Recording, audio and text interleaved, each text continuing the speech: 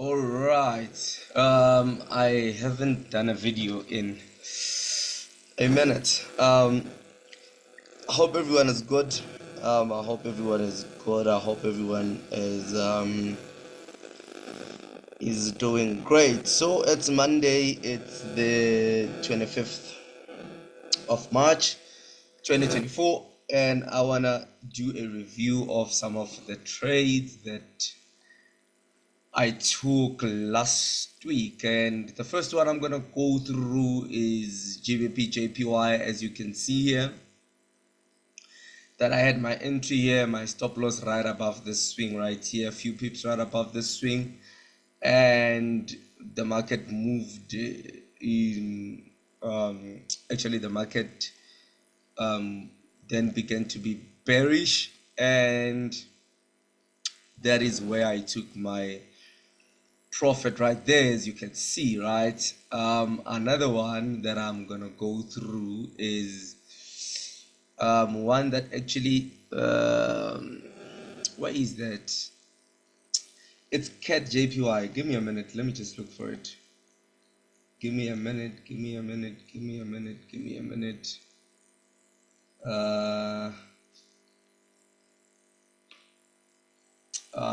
CADJPY. Yeah, CADJPY, as you can see.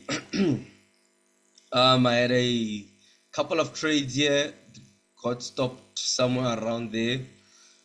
Took after this engulfing candle, when the market was pulling back, took some more trades there, and then ended up getting stopped out.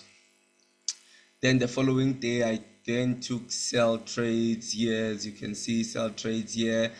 And then the market then began to drop massively, and I still have running positions. As you can see at the top there, I still have running positions, and I think I'm gonna close them at the end of this week, most probably, but we'll see what happens. So let's get into the technicals and actually understand what happened there. Let me just remove everything right here. So we start our analysis from our daily time frame. As always, we start our analysis from our daily time frame, and what we were looking at, I'll come into the the fundamentals for the trades. So CADJPY, what we were looking at last week is we had this supply zone here, and in the supply zone we had some a little stop hunt above this swing high right here, and creating a level of support and resistance, right? So we have this creating support, and let me just zoom in. There we go. You can see that the support zone here had rejections here. You can see that rejection, and then you can see that after the stop hunt here, the market moved to the downside, came back and retested the zone here, and then began to drop, right? So this is what we were seeing last week, right? Now, as the market was approaching this zone right here, we go to our lower time frame. I knew that most probably we are looking for sell trades. Why?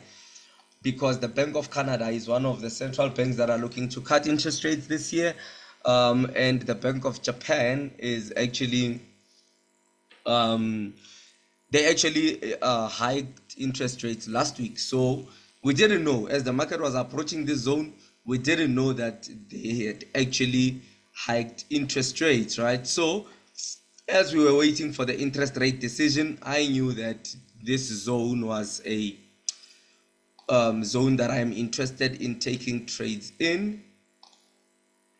And then we had inflation rate. Wait a minute. When was the interest rates decision? Oh, there we go. Yeah, we had interest rates decision in and around this zone here. We had our interest rates decision in and around. Is it this zone right here? That was Bank of Canada. I am looking for. Ah, there we go. Sorry for that, guys. We were here. So this is what was happening as the market was moving towards our supply zone. As you can see that we had the supply zone, and I actually sent the analysis on the Telegram group. So we had this supply zone right here, and then this was the news release of the Bank of Japan when they actually increased or hiked interest rates, right? And we know that interest rate hikes have a appreciating effect on a currency. So most traders during the news actually entered short trades, and honestly I was also tempted to enter the short trade in and around this zone right here, but then I saw that, you know what, we have got this zone here, so let's just see whether the market is actually gonna come there. And really the market actually came in and around this zone here, and when the market was here, that is where I took my first sell position here, and we got hurt, man. We got hurt. And we had our stop loss right above this swing high here. So the market came higher and took our stop loss, and we were now in losses, right? So here's what happened. It's that we should understand what traders are doing in the market as the market is moving, right? So we've got breakout traders in and around this zone here buying the Canadian dollar against the Japanese yen, even though the Japanese yen literally hiked interest rates, and we have retest traders retesting that zone here, which was resistance here, and then the zone becomes support, right? So support becomes resistance, and retail traders actually buying that market right there. And what then happened is that then the market began to drop against these traders, right? So basically how I took my position is that you go on a 1 hour, and let's get rid of this line right here.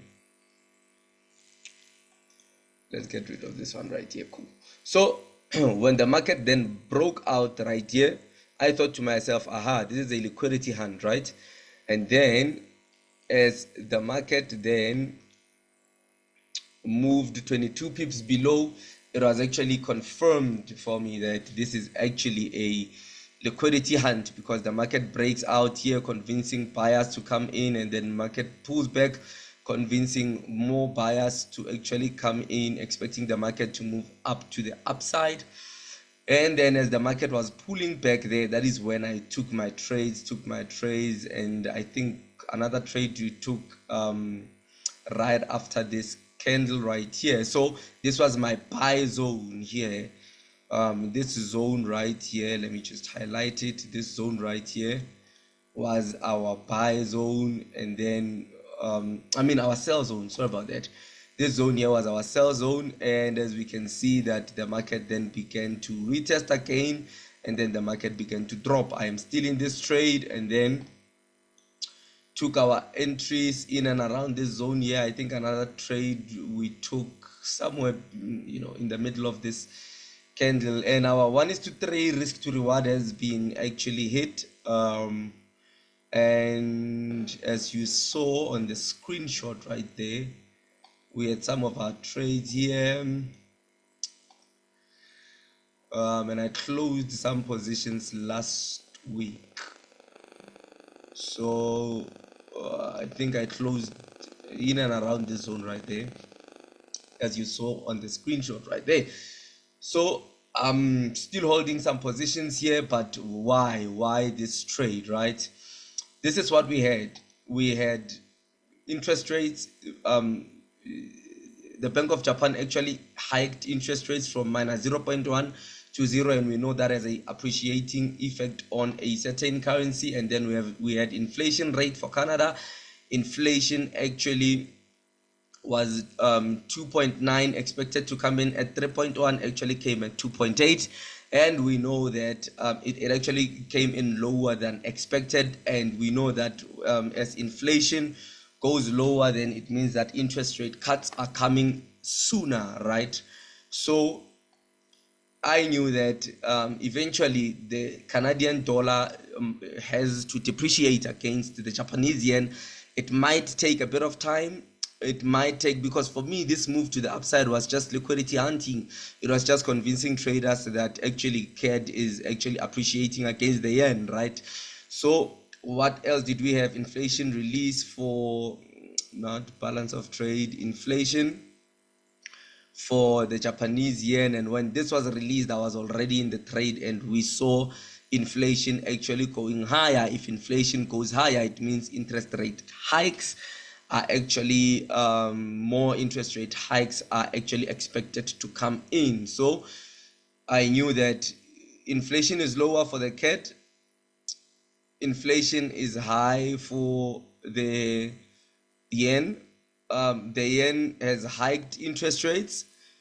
The Bank of Canada is looking to cut interest rates at around June this year. So I knew that in the medium to long term, the Canadian dollar has to depreciate against the yen. So this is the move we had, secured some profits right there, because man, you gotta pay yourself, right? And then from here, I am expecting this to keep on going to the downside, and I'm still holding this as a swing trade. So that was CADJPY. Another trade that I took, as I showed you the screenshot, was GBPJPY. Let's see what we were looking at for the pound yen, GBPJPY. This is what we had. I wanted to get rid of that, but okay, it's fine. So we go back to our daily time frame, and we had this supply zone right here, which I was looking at.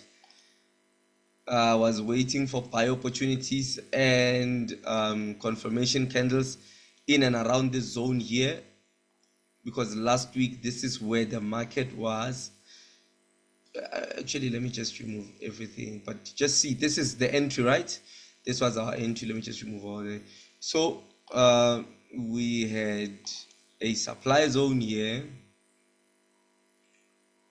So last week when the market actually came into the supply zone, when was this? Was it on a Wednesday, or it was actually on the Tuesday? So we had interest rate hikes, and instead of the market going to the downside here, the market actually continued to rally. And for me, that was okay. I knew that this is potentially a stop hunt, right? But when I saw convincing closes above the zone here, I was like, okay, let's go back to our higher time frame. And what we are going to be looking for is, we'll be looking for let's actually go to our weekly. We are looking for supply zones, right? We are looking for supply zones, and there's a lot more confluences that I use, a lot more tools that I use in order to add on to my confluences. But anyway, that is not the topic for this recording, right? So I knew that on the weekly, we had this weekly supply zone right here, and it's still a strong supply zone. We had that supply zone on the weekly. We had the market coming in the zone. See how that looks like on a weekly. We had the market coming in the zone, which is last week. The market coming in the zone, giving us, what do they call this pattern? Railroad tracks or something like that. So basically,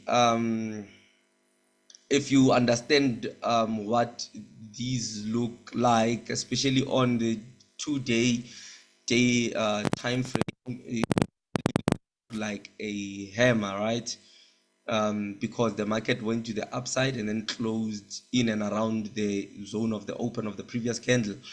So the market came here, and then I looked for confirmation candles on our lower time frames.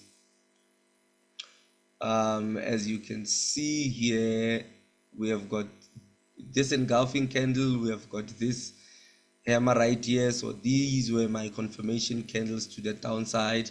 So this is what I had at the close of this candle here. This is what I had, and I had my stop loss, I think it was 5 pips above the swing high, because I didn't want to have a, yeah, it was 5 pips above the swing high. Let's do this. Let's do that somewhere around here, right? And then as you can see, I took my profit right close to the swing low here. Come on, man.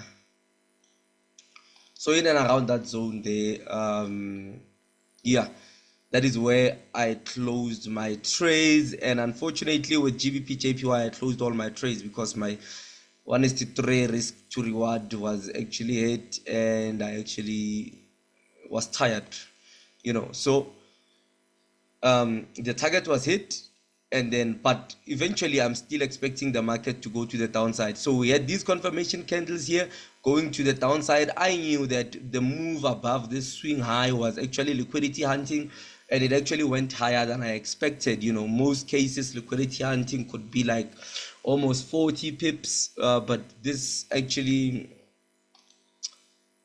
moved, let's have a look, see. It actually moved 229 points. That was a big stop hunt, right? But luckily we were able to spot that we are in a weekly supply. We have confirmation candles in and around the zone here, and this was a stop hunt, so I knew that the traders are actually going to lose money. Market began to drop, right? So if I just don't know why I actually closed all my positions, because I would actually be trading this to the downside, because I think it's actually going to go to the downside. So I know that some of the guys in the group actually took some of these trades, and congratulations to them. And we're looking forward to what the market is actually going to give us this week.